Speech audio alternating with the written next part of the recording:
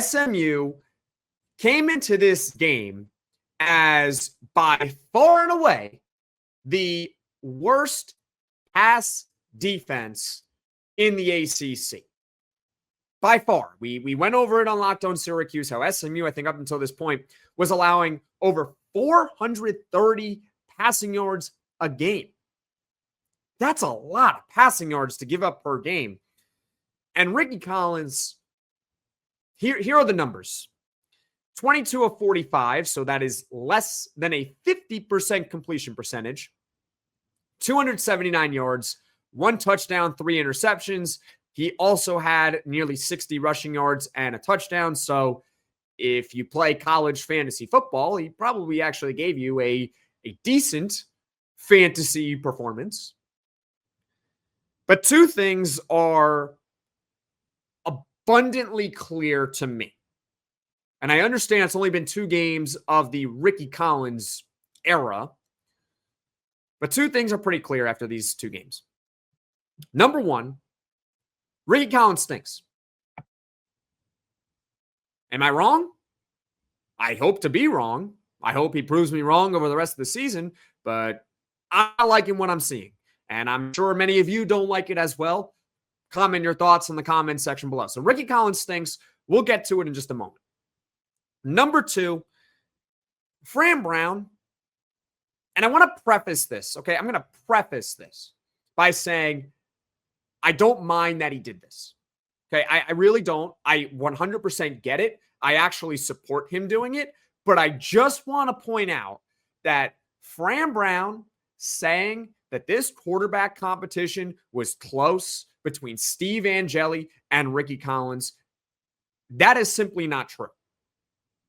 And if it is true, then the coaches were way overestimating what they had in Rickie Collins, or just way underestimating what they had in Steve Angeli, because these 2 quarterbacks are not in the same planet.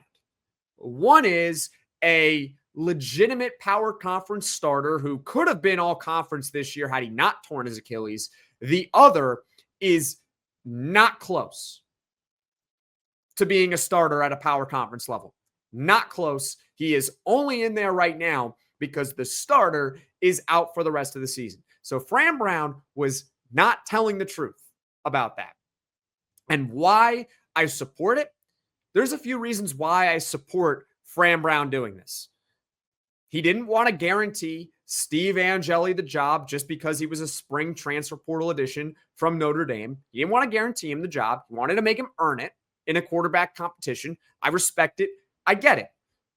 The other is you want to show publicly that you have confidence in Rickie Collins, because you never know, as we are learning right now, if you're going to need him at some point in the season.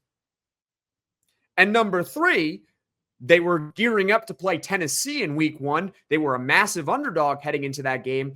Maybe there was a little bit of gamesmanship. You want to throw Tennessee off a little bit and try to lessen their preparation on whoever Syracuse's starting quarterback is going to be. Make them prep a lot for Rickie Collins, which is pretty much what they did. They waited a long time before officially naming Steve Angeli the starter. So I understand why Fran Brown wasn't necessarily telling the truth. I get it. I support it. This does not mean that Fran Brown is not a good coach for this program, that Fran Brown doesn't have the program in the right direction, but you can't tell me he was telling the truth when he was saying that these 2 guys are close. We went over it last week in a fan reaction podcast. I wanted to give Rickie Collins the benefit of the doubt that it was only 1 start. This is his 2nd start. It wasn't pretty at all. And I have a hard time believing that Pro Football Focus is going to bail him out by saying he had a good day, because he did not have a good day. So we can get to Rickie Collins. It's not personal. He's just not good enough as a power conference starter. He is in year 3 of collegiate football. He had 2 years to develop at LSU, where he hardly saw the field at all. He comes over to Syracuse, initially won the starting job, which, I mean, he beat out Michael Johnson Jr. and true freshmen who were just getting their feet wet in college football, and also Jakari Williams. He's got a good support system at Syracuse. I don't think the offensive line is terrible. I don't think they had a bad performance against SMU by any stretch of the imagination. I thought the line was fine. They gave him time to throw the football. We know that Syracuse has really good receivers, and we have seen multiple quarterbacks in the Jeff Nixon system thrive, play their absolute best football of their careers. No doubt Kyle McCord played his absolute best with Jeff Nixon last year. And no doubt Steve Angeli was playing at his absolute best. And they're doing it by completely changing the offensive personnel year over year. But Rickie Collins just simply does not have it.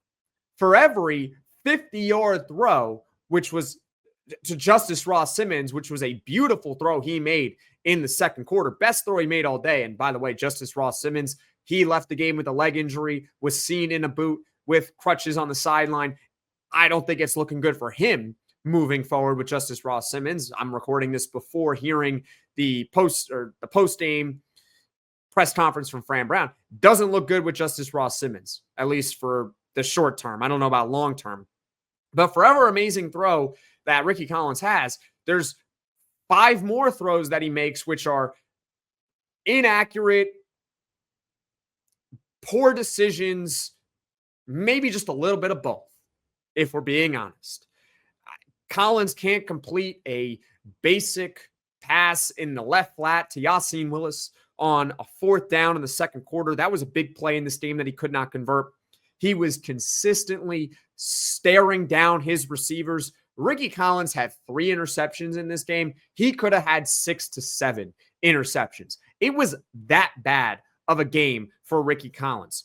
He's not accurate. He had Jonte Cook in the first quarter on a post, which we talked about in the last segment. It would have gone for 6, but he can't lie over the linebacker. It just wasn't an accurate ball. And also, I mean, this was the most egregious throw he made all day. He has Darrell Gill streaking down the middle of the field wide open in the third quarter. It would have made it 24-10 at that point. It would have kind of gotten Syracuse back in the game. And he overshoots him by 5-10 yards. How much more open do you want your receiver to get? You have to be able to make that throw. And for those that watch the game, you know exactly what I'm referring to. For those that may not have watched the game, it was in the third quarter. I don't remember the exact time of it, but it was in the third quarter. He had Darrell Gill wide open in the middle of the field for a touchdown, and he overthrew him. He also threw a pick to Marcellus Barnes. That was his second interception of the game. Maybe Rickie Collins thought that Marcellus Barnes was still a member of Syracuse, because for those that don't know, or for those that may have forgotten, Marcellus Barnes now plays for SMU. He's a defensive back, and he was with Syracuse as a true freshman a year ago. He left in the transfer portal this offseason. Yay. So in summary, Rickie Collins on almost every single play struggles with his decision-making and or his accuracy. And I just pointed out a ton of examples, and there are plenty of more examples we could have gone over here, but we don't have all day here on Locked On Syracuse. And I think the coaching staff knows it. Regardless of what they may say publicly, I think they know that Rickie Collins really isn't the guy. They know it. I mean, if you were watching this game and maybe you just honestly caught it on social media, Josh Gaddis was ripping Rickie Collins at the end of the first half, just completely ripping him.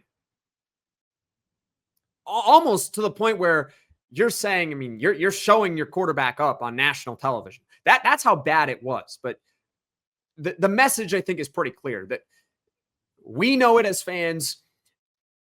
I don't know whatever the players think, but we know it as fans, and I think the coaches know it as well, that Rickie Collins is really only the starting quarterback right now because Steve Angeli tore his Achilles. There's no way he was close to Steve Angeli. There was a reason why in fall camp the players were gravitating more towards Steve Angeli, because he's just simply much, much better. And Rickie Collins is not good enough to be a power conference starter at this point. Hope to be wrong, but that's just how I see it right now.